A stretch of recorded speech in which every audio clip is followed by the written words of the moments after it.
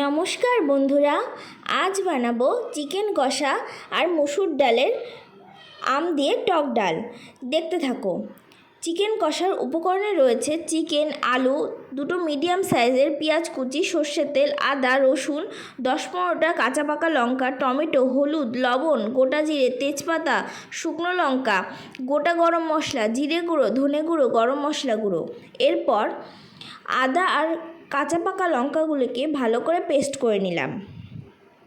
Tomato, রসুনগুলোকে paste করে নিলাম।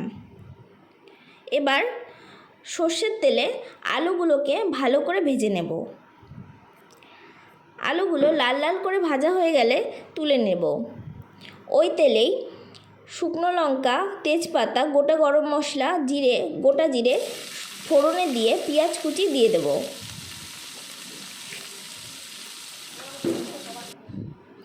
পেঁয়াজ কুচি ভালো করে নরম হওয়ার জন্য অল্প সামান্য লবণ দিয়ে দিলাম।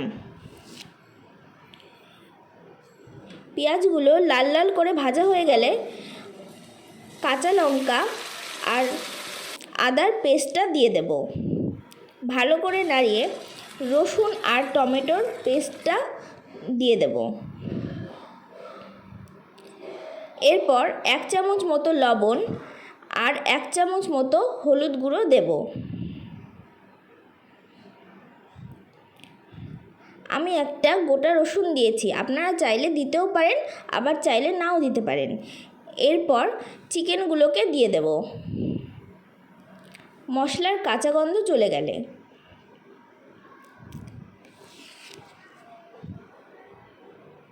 চিকেনগুলোকে মশলার সাথে ভালো করে কষিয়ে নিয়ে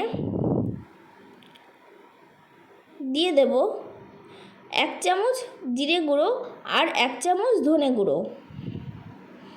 এরপর ভালো করে নাড়িয়ে নিয়ে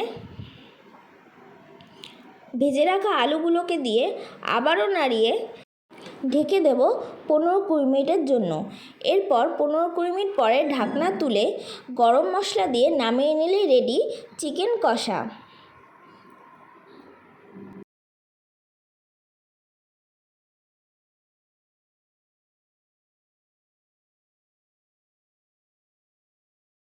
দিয়ে মুসুর ডালের উপকরণে রয়েছে মুসুরির ডাল, কাঁচা আম, লবণ, হলুদ, 7-8টা কাঁচা লঙ্কা, তেজপাতা, শুকনো লঙ্কা, কালো সর্ষে। প্রথমে কড়াইয়ে জল দিয়ে 1 চামচ মতো লবণ দিয়ে দেব। এবার মুসুর ডালগুলোকে ভালো করে ধুয়ে কড়াইয়ে দিয়ে দেব। তার সাথে কাঁচা লঙ্কাগুলোকেও সেদ্ধ করতে দেব। ঠিক এই পর্যায়ে ডালগুলো ভালো মতো সেদ্ধ হয়ে গেলে একটু ঘেঁটে নেব। এবার ওই ডালে গরম জল দিয়ে দেব পরিমাণ মতো।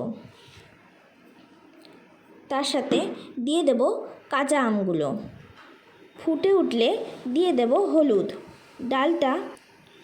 এরপর 10-15 মিনিট জাল দেব আমটা সেদ্ধ হওয়া পর্যন্ত। এরপর নামিয়ে নিলাম। এবার কড়াইয়ে সর্ষের তেল, শুকনো লঙ্কা, তেজপাতা, কালো সর্ষে ফোড়নে দিয়ে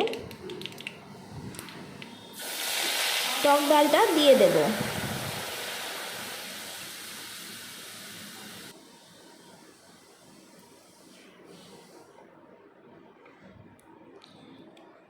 এরপর 10 মিনিট মতো ফুটিয়েই নামিয়ে নিলেই রেডি আম দিয়ে মুসুর ডালের টক ডাল। কেমন হয়েছে আমার দুটো রেসিপি অবশ্যই জানাবে। আর ভালো লাগলে আমার চ্যানেলটিকে লাইক, কমেন্ট, শেয়ার এবং সাবস্ক্রাইব করে দেবে। আজকের মতো টাটা।